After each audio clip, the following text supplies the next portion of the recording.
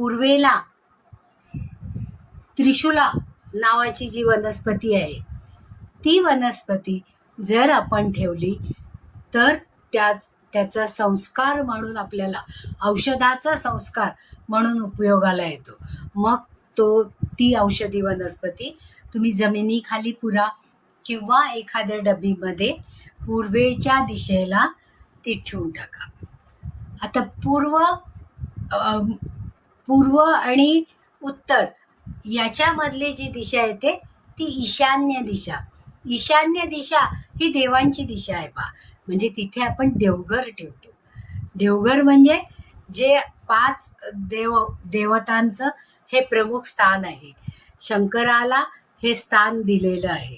तर इथे ईश म्हणजे शिव आणि शक्ती या दोन्हीही या ईशान्येच्या देवता आहेत.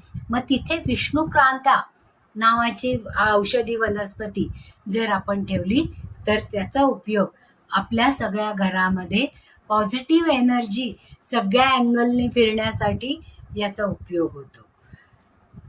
आता पूर्वेला त्रिशूला सांगितले, ईशान्येला विष्णुकांता आणि आग्नेयेला म्हणजे पूर्वेच्या एका कोपऱ्यात ईशान्य येते आणि दुसऱ्या कोपऱ्यामध्ये आग्नेय येते.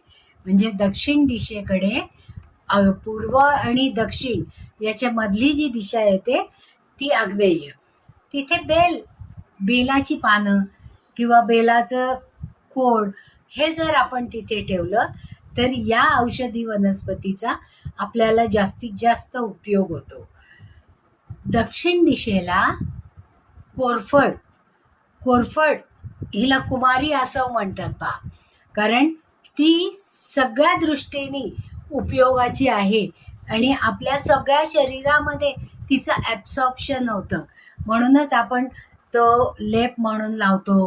केसांना थंडावा देण्यासाठी किंवा रंग येण्यासाठी फेसपॅक म्हणून वापरतो, थंडाई देण्यासाठी, किंवा मुलांना बलवर्धक म्हणून कोरफडीचं पान भाजून त्याचा गर दिला जातो, ज्याच्यामुळे त्यांचं आरोग्य आणि प्रतिकार क्षमता ही जास्तीत जास्त वाढते.